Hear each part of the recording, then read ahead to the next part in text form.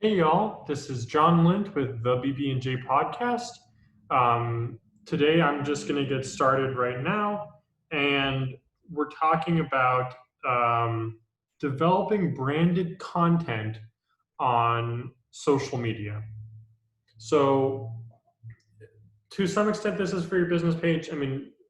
But your business page should be nothing but branded content. I think, kind of by definition, and most people do recognize that. If it's not, that's a big problem. You know, you can have stuff that highlights your staff. I mean, you need to highlight your staff. You need to because you need to recognize the work they're doing and um, just showcase how excellent your team is. People care about that, and your staff will appreciate it. But for personal profiles, people don't always understand the importance of having those and having those configured more effectively for your audiences. What do I mean by this? If someone wants to work with you, they're probably going to look you up. And um, might they find your company site and go through that? Yeah, but a lot of times they'll look you up on Facebook because they you're not buying a, a product itself, you're buying a person. That is, you are buying working with the person, especially with something like marketing.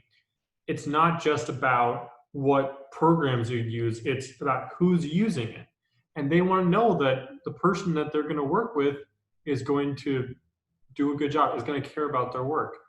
Um, and that's really true regardless of what you're doing. I mean, people who work with an artist want to know that the artist is passionate about what they're doing and is, up to date and is mindful and has experience with that kind of content, that genre. So when I say branded content, I mean content that fits your brand.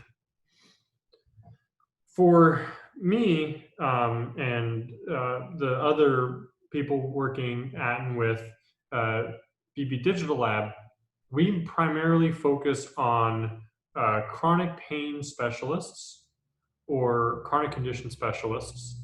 That means, physical therapists, recovery clinics, really chiropractors, like very important work that so that's something that we do care about, and like, I mean, yeah, we want to market, but we're involved with that field because of the work they do, and I strive, and I know Bridget strives as well, to express that with the kind of content we're putting out on social media.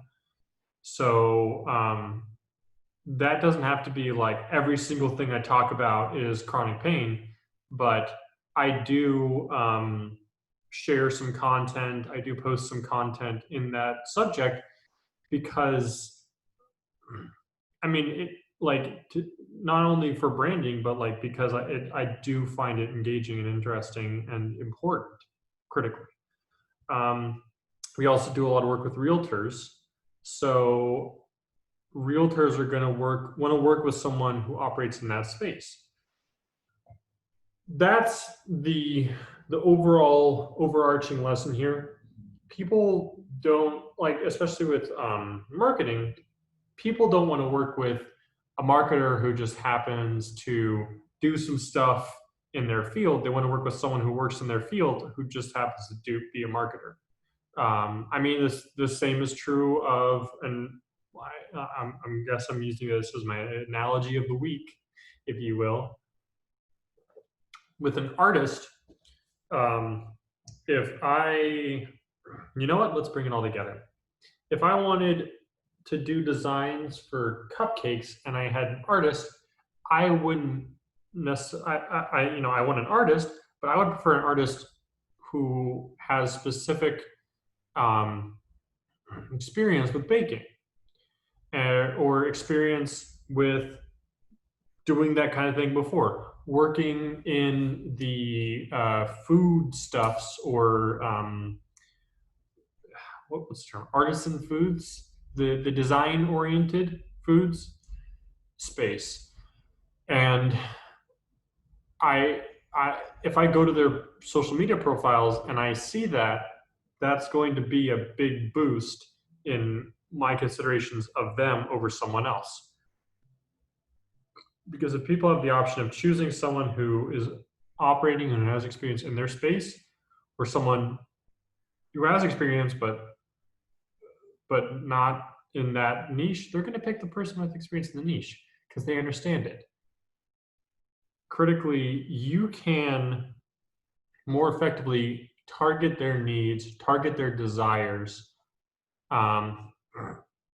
and address them in your branded content, which will garner more attention for those people.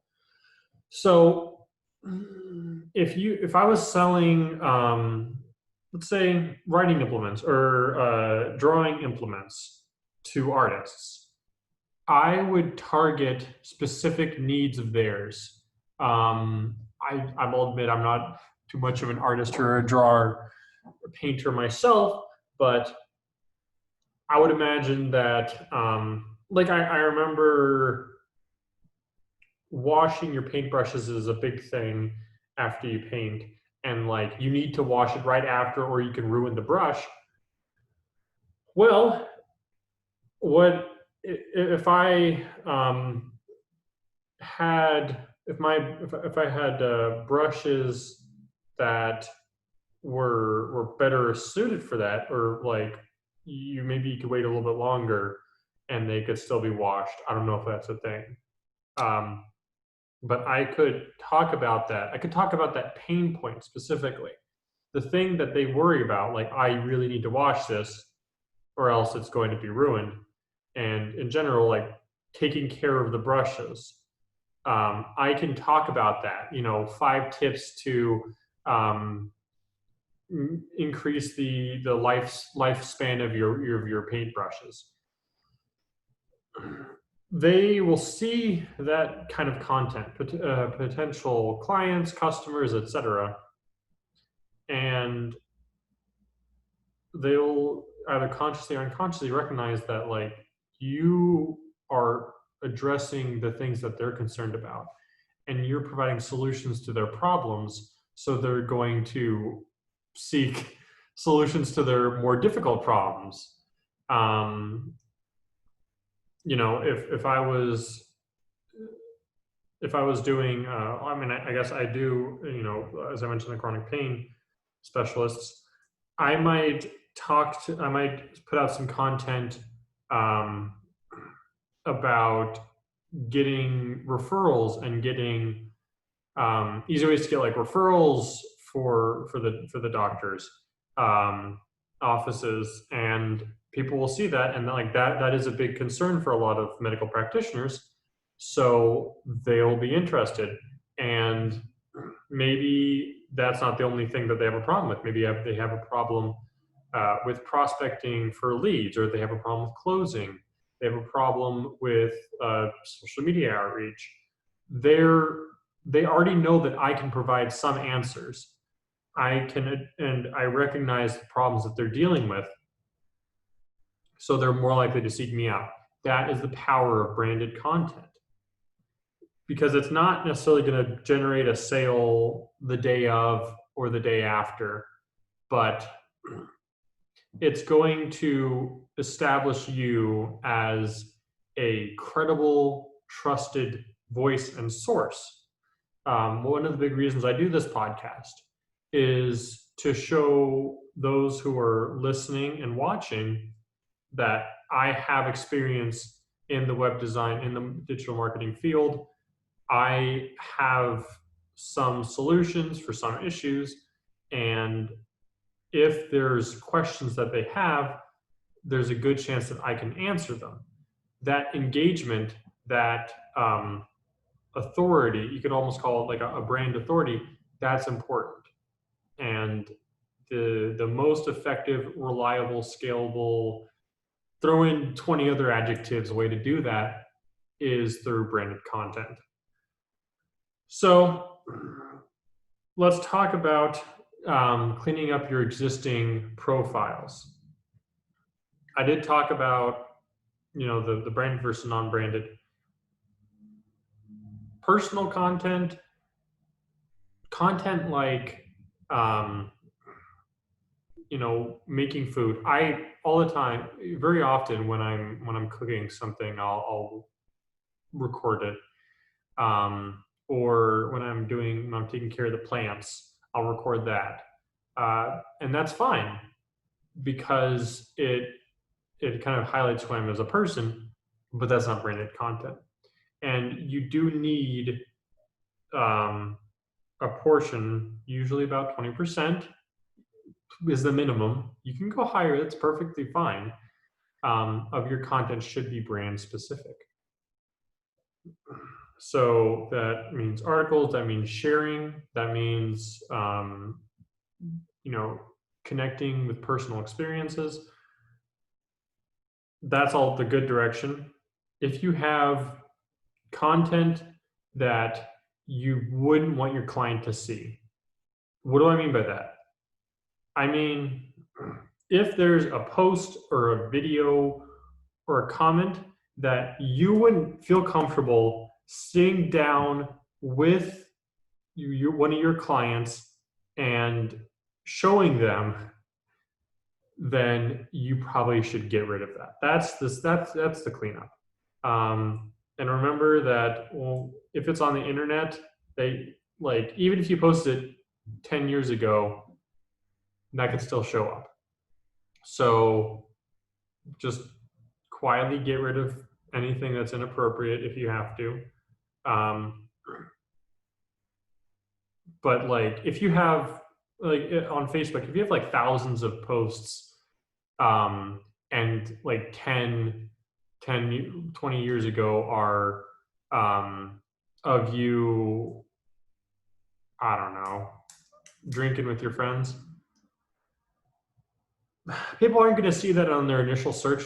Most likely, if you have a playlist, a folder of just that, you might want to delete the folder. But you don't have to comb through every single one. The first thing to do is just stop putting out that kind of content. Delete the most recent ones if that is an issue, and then move forward. So I have to mention Facebook.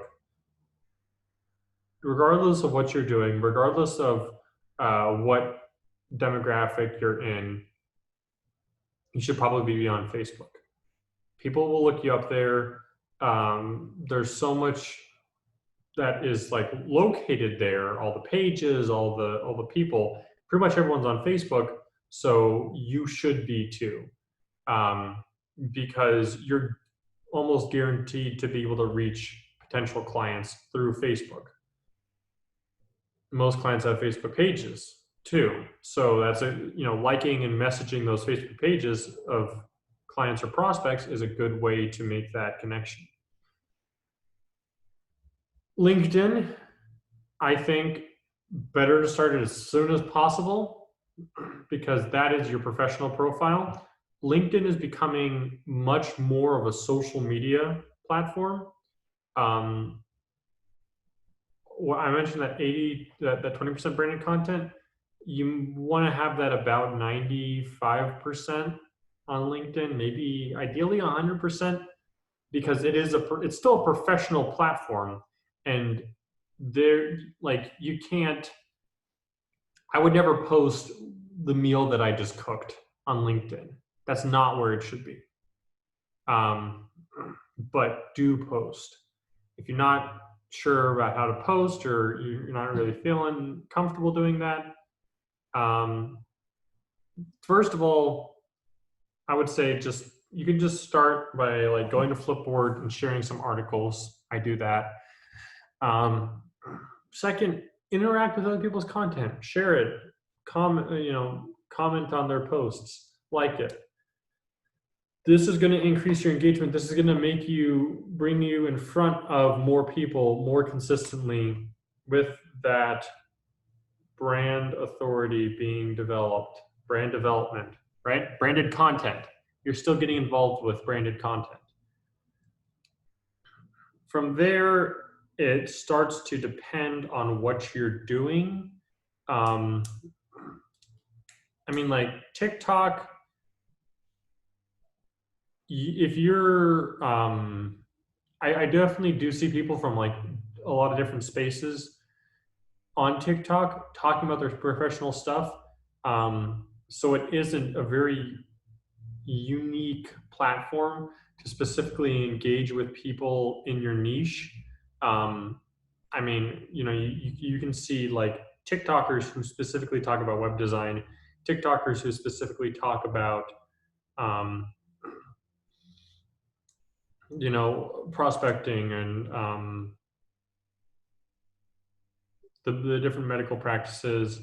I see people who are big on, Fiverr or Indeed or a lot of those hiring platforms. So if you're comfortable being in front of the camera a lot and you're willing to put out a lot of content, by all means, go on TikTok. People aren't necessarily going to find you from a Google search on there, but it can help build some of that brand, and more critically, it can provide you another avenue to engage with prospects and customer and clients who are on that platform. That's if the kind of customers and prospects you have are on that platform. If I was targeting, let's say, if my target demographic was retired people 70 or older in the Midwest, I probably wouldn't use TikTok for that. Facebook would be the way to go. Facebook's always kind of the way to go, but be mindful of like where your target audience is. So if you have a lot of people on Twitter, then go on Twitter. If there's a more niche specific social media platform, so if I was doing cupcake marketing and there was a specific platform used by people doing cupcakes and cupcake designs, I would get on that platform. So doing research on your niche, on your demographic, includes social media. So one thing that I do when I'm reaching out to prospects, especially, is I'll ask what social media platforms they're on, because that gives me an idea of what social media platforms I should be on. I always hear Facebook, and then usually a few others, maybe sometimes YouTube, depending on the kind of video content. YouTube's a great place to house content. The way the algorithm works and all that, unless you're looking to become a YouTuber, I wouldn't say that you should be focusing too much of your time and resources on YouTube, except like as a repository for your videos. If you are wanting to become a YouTuber, that's a completely different matter. But I mean, one option is like, I don't know, I know beauty gurus are big on YouTube. Like that's a big content right now. So if you're targeting them, then YouTube makes sense. Then YouTube makes sense as content. Even then, a lot of them are on Twitter, and you're going to be able to more directly engage with them on those platforms. More than anything, be where they are. Be on the social media platforms that your clients are putting out that branded content. And be aware that the ratio of stuff, of personal, professional, branded, varies based on platform. In general, though, you do need about a fifth of your content to be professional, branded, target specific. As I said, I did give an example with LinkedIn of that's not always the case. So figure out the specific ratio. 1/5 is is usually good. So I kind of transitioned into what kind of content you should be putting out. So yeah, professional, branded, gave you some ideas. One thing I did mention though was documenting your successes and your journey critically. So why are the weight loss why is weight loss content so popular? Because it's weight loss. It's the journey. Like before I weighed this much, I started doing X, Y, and Z, and now I weigh this much. Now I feel better. Or what have you, or people going to the gym and getting muscular. Like, I mean, when I started working out, I was doing bench press of 25 pounds on each side, and now I'm at 70. So people want to see the journey, because I'm paraphrasing here from a book that I really enjoyed called The Book Thief by Marcus Zuzak. But the idea is that the end is contained within the beginning. People know how it's going to end. And that's because that's not the interesting part. The interesting part is how you get there. So people want to see your journey to, like from some plucky young college graduate to someone putting out, like working left to right, all these small projects, to landing your big deals, to booking those $1 million clients. People will be rooting for you. Not everyone's out to get you. People enjoy seeing others succeed. And like that, I mean, that's why there's so many shows out there that they don't just have the season finale. I mean, imagine if like all those HGTV, renovation shows were just, here's what it looked like, here's what it looks like now. That'd be so boring. No, it's about seeing them interact with the clients. It's about seeing the building that image and executing it, and the work that goes into it, of creating that dream home for those clients. That's something that, I mean, it's a great example of how important the journey is, and documenting the journey. What is a documentary? A documentary is a journey. March of the Penguins, a wonderful documentary. It is the march. It's the journey through the seasons. It's not just, here's what they started, here's where they're at now. It talks about the struggles that the Penguins have along the way. It talks about the transitioning between the different seasons. That is very important regardless of what you're doing. I mean, that's why video is so great, because like by definition, it's not just a still image. It's like with all my cooking content, it'd be like if I posted, here are the ingredients, and then I posted the result. Like, what is that? That's like, okay, versus here, okay, so I'm making stir fry. So let me start heating up the oil, and now I'm throwing in the veggies. Now I'm throwing in the mushrooms. Now I'm throwing in some tomatoes and mixing it up and adding some soy sauce, and seeing that journey and seeing the cooking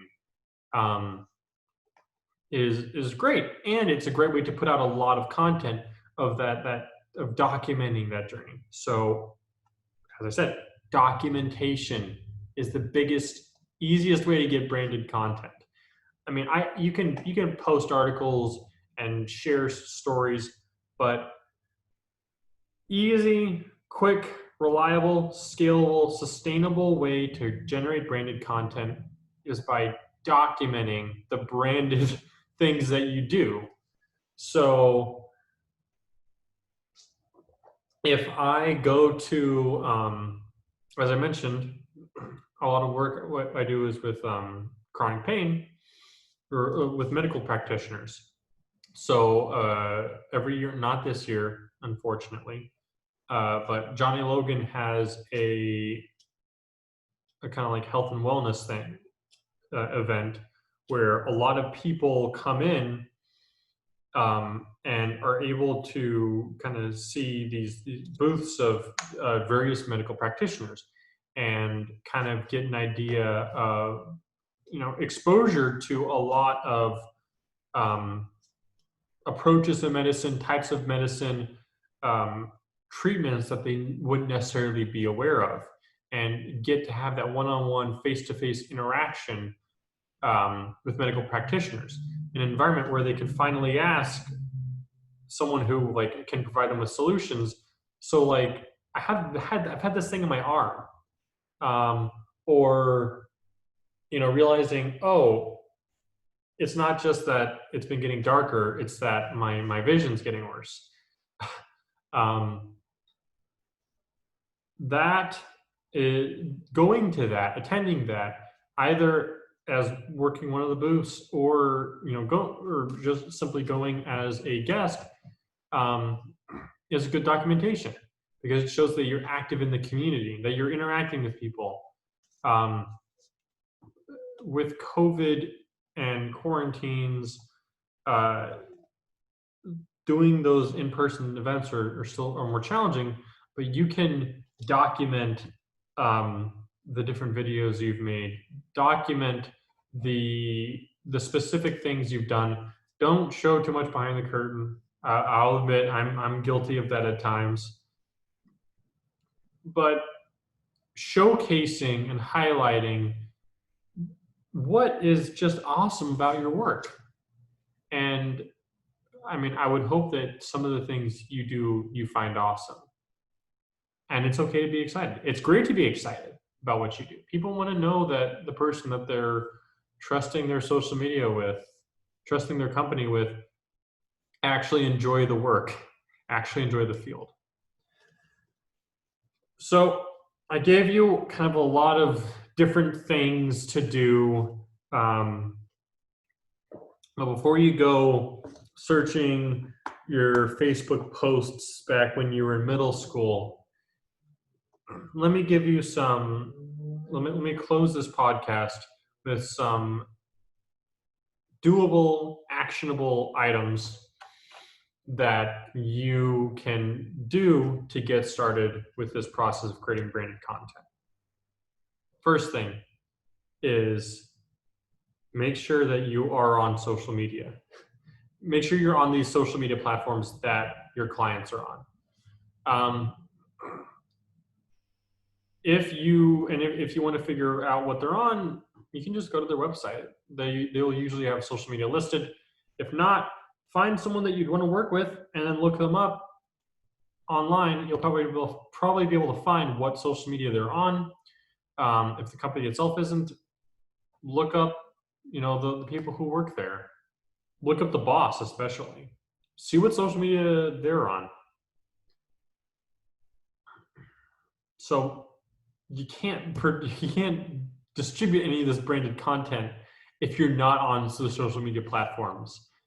I could put thousands of posts a day of super branded content on MySpace, but if I'm not targeting bands or musicians or people who are really into music, I'm probably not going to reach anyone.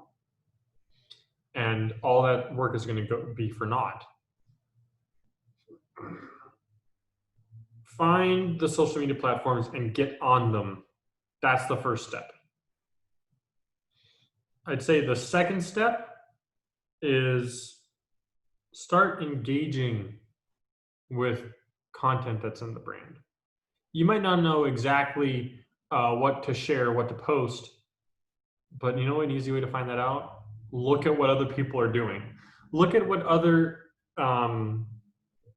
like for me, I would look at what medical practices are kind of content they're putting out. I look at what the people in that field are putting out. Try to find medical marketers. See what kind of content they're putting out. Get an idea of that.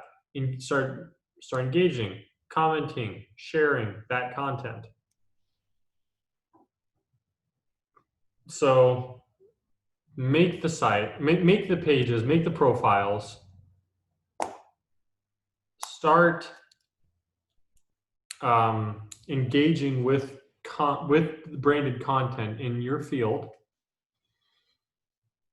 and then start putting it out. Does it have to be 1,000 pieces of content a day? No, but it can just start with sharing other posts, sharing articles, sharing events, especially. That's useful. And just keep going at that. That's the start. Once you get that set up, you can move on to all the other stuff. But if those 3 things aren't accomplished, then you're not going anywhere with branded content. And on that, I'm going to close up the podcast. Thank you so much for watching and or listening. You can leave us questions, comments, concerns at bbdigitallab.com/podcast.